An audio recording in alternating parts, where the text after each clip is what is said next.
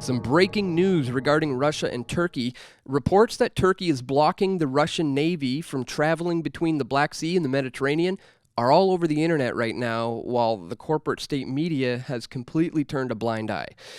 Now, this is all currently breaking, so it's hard to confirm all of the details, but what we can confirm is that Russia is planning to send 150,000 ground troops to Syria to fight the Islamic State.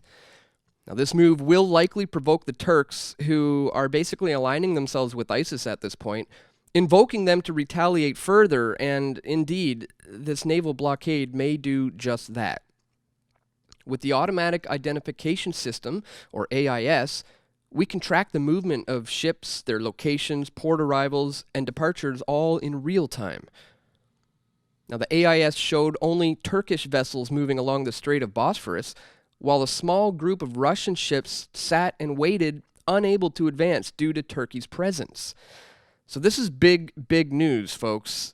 As you're probably aware, Turkey is a NATO member, and since shooting down a Russian military jet, questions of whether other NATO countries are going to get involved has been on the forefront of a lot of people's minds. And this blockade is now pouring gasoline on the fire that's already brewing in the Middle East. Now, according to this 1936 document named the Montreux Convention regarding the regime of the Straits, Turkey legitimately controls the Bosphorus Straits and the Dardanelles, where this blockade seems to be happening. The agreement restricts the passage of naval ships that aren't already connected to the Black Sea countries. This was a huge issue back in the Cold War, since it basically restricted the Soviet Union's access to the Mediterranean Sea. Now, without going too much into the history of all of this, through a series of crises and negotiations, Turkey now has full governance over the straits. And this authorizes them to close the straits to all foreign warships in wartime when they feel threatened by aggression. So the question is Turkey at war? Well, yeah, possibly. I mean, they did shoot down that Russian jet, but they haven't yet publicly stated that they're blocking Russian vessels because that they feel threatened with aggression. Now, it remains to be seen how Russia is going to deal with this latest development. Like the American media, Russian news conglomerates have yet to report on this. Instead, they've been focusing on the 150,000 volunteers that are heading into Syria. So it's quite the situation, guys. We have Turkey allowing ISIS to sell the oil that it's confiscated from all its pillaging as well. The oil wells ISIS has under its control are a key funding mechanism, and they find buyers through the black market by transporting it through Turkey. And Turkey, meanwhile, is not only turning a blind eye, but they appear to be in on the deals.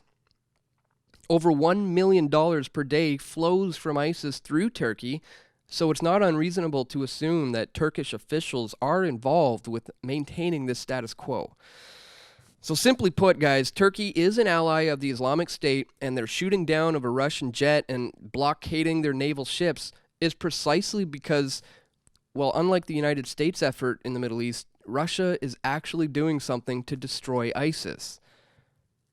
Meanwhile, Turkey is a NATO member, and if they do invoke Article 5 of the NATO treaty that requires all NATO members to come to Turkey's defense against Russia, well, we could literally be facing a world conflict here, where NATO, allied with ISIS through Turkey, goes to war with Russia.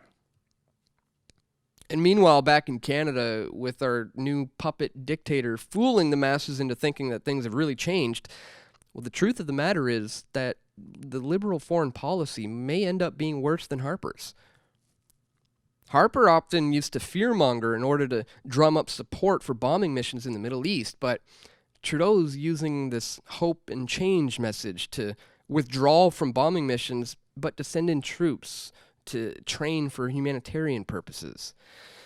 But guys, nothing has changed at all.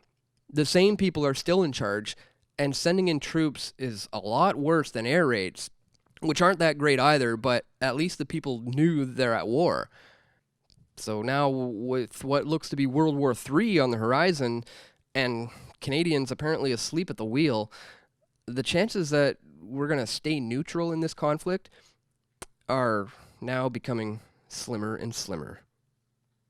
Thanks for watching, guys. Subscribe to the channel if you're a new viewer. Check the description for all the sources to this video and also to links where you can support our work here at PFT by either donating or becoming a PFT member. And you can also become a PFT patron. Thanks for watching, guys. Stay tuned. We're going to have a lot more videos coming soon to pressfortruth.ca.